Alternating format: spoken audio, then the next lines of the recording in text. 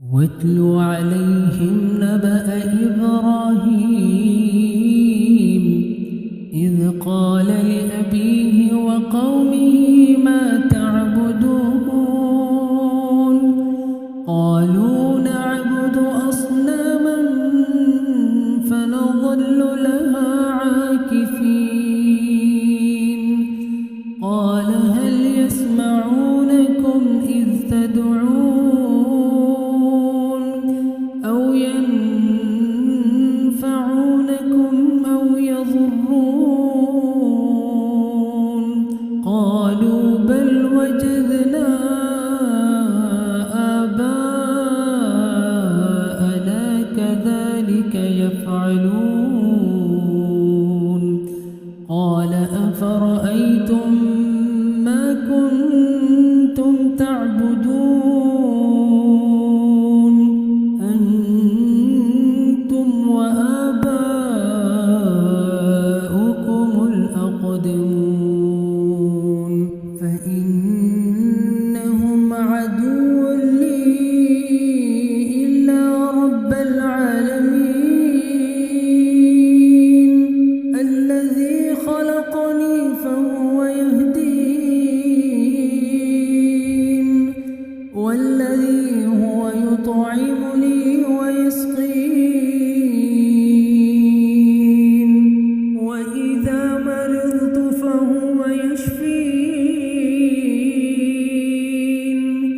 والذي يميتني ثم يحيين والذي أطمع أن يغفر لي خطيئتي يوم الدين رب هب لي حكما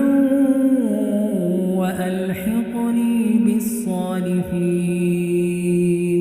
واجعل لي لسان صدق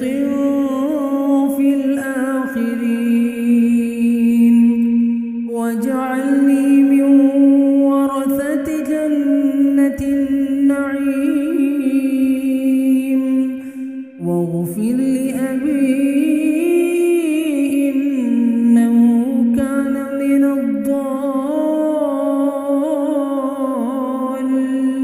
الضالين ولا تخزني يوم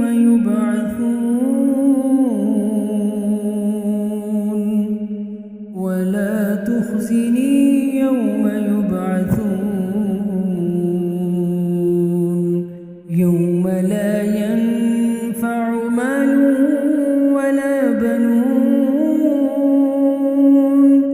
إلا من أتى الله بقلب سليم وأزلفت الجنة للمتقين وبرزت الجحيم للغابين وقيل لهم أين ما كنتم تعبدون من دون الله هل ينصرونكم أو ينتصرون فكبكبوا فيها هم والغاوون وجنود إبليس أجمعون قالوا وهم فيها يختصمون تالله إن كنا لفي ضلال مبين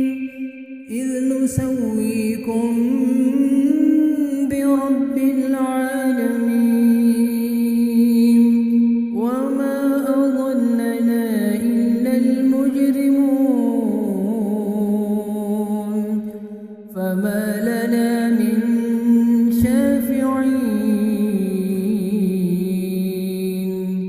ولا صديق حميم فلو أن لنا كرة فنكون من المؤمنين إن في ذلك لآية